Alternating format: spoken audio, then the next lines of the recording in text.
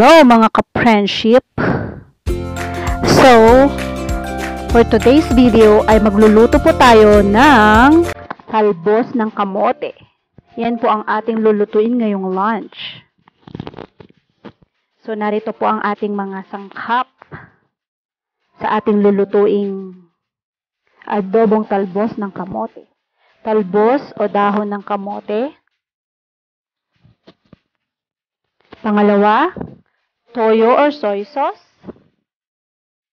mantika or cooking oil, suka or vinegar, ginisa mix, luya or ginger, bawang or garlic, sibuyas or onion, at saka isang cup of water. Isang cup. Ayan. Hugasan muna natin mabuti guys ang ating talbos ng kamote para mawala yung mga dumi na nakakapit sa dahon. Para syempre, safe. Kasi health is wealth.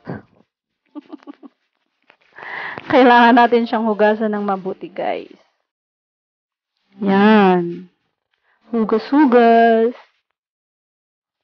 After natin siyang hugasan, i-prepare na po natin ang ating kawali or frying pan para sa paggigisa.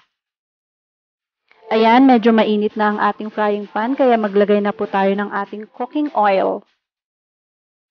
Yan, konti lang ang ating ilagay. Yung sakto lang na paggigisahan. Ayaw naman kasi masyadong maraming cooking oil na ilagay. Yan. Ilagay na po natin ang ating garlic. Yan, golden brown na po siya. Ilagay na po natin ang ating sibuyas. Yan, igigisa po natin yung bawang, sibuyas at luya. So, wait po natin siya hanggang sa mag-golden brown po sila. Ayan, bago natin lagyan ng susunod. So, ayan guys, nag-golden brown na po yung bawang, sibuyas at luya. Ang next naman natin na ilalagay ay ang isang or 1 cup of water. 1 cup of water lang po guys kasi para hindi masyado masabaw. Para malinamnam talaga siya. Yan. Antayin po natin siya hanggang sa kumulo yung tubig. Pero before that, i-check muna natin yung apoy ng ating frying pan para sigurado. Dapat ganyan lang po siya kahina. Ayan, check natin. Yan, wait na lang natin hanggang sa kumulo. Yan, nakulo na siya guys. Kaya ang next na ilalagay natin ay ang toyo o soy sauce. Tansyahin lang muna natin guys ha. Huwag muna natin dadamihan para hindi siya masyadong maalat. Mamaya na lang ulit natin siya lagyan. Bago natin ilagay. Bago natin damihan. Yan, lagyan na rin natin siya ng vinegar. Ilagay ang ating vinegar and then the ginisa mix. Syempre, ginisa mix. Yan lagi ang aking ginagamit sa pagluluto, ginisa mix. Hindi po yan mawawala talaga. Mas gusto ko po yan kaysa sa magic sarap. Mas malasa po kasi ang ginisa mix. Pero depende po sa inyo rin. Basta sa akin yan talaga.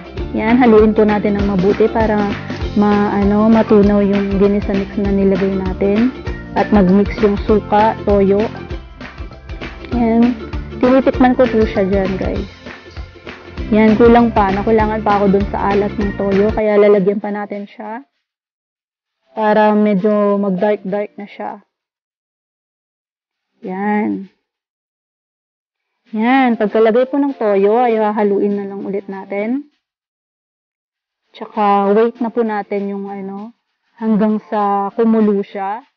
Para pagka kumulo na siya, Susunod naman natin yung ihuhulog natin yung talbos ng kamote dyan.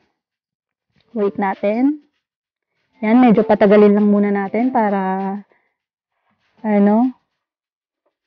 mag-mix talaga yung lahat ng ingredients na nilagay natin. Yung mga sangkap niya.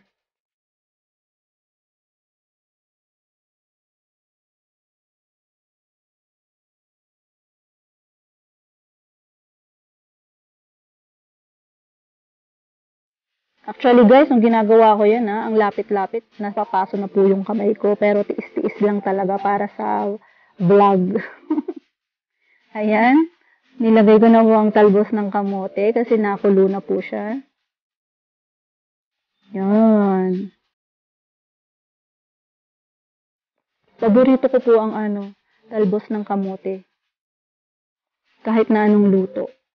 Pero mas maganda po talaga siya pag inadobo. Mas masarap siya. Kahit wala siyang kahit walang yung karne, ganyan, okay lang po siya. Kasi yung dun po sa sa luya, yun po talaga yung nagpapalasa dyan. Kaya medyo maraming luya ang nilagay ko. So, syempre, yung ginisa mix din. Ayan, wait natin siya. Ayan, malapit na po siya. Kainan na. Gutom na po ako guys that time. Lunch ko po yan. For lunch. Siyempre, konting kanin din. Samahan din natin siya ng konting kanin. Pwede po ito guys sa mga nagda-diet. Kaya Diyos sa Pearl, gayahin mo na ito. Lutuin mo na. Actually, madali po talaga siyang lutuin para sa mga hindi marunong magluto, kayang-kaya nyo pong gawin yan. Igigisa mo lang. Tapos yan, pakikuluin. Tapos ihulog mo na yung talbos ng kamote. Fresh from the backyard po yung kamote na yan. Yan, luto na po siya guys. Fresh from the backyard.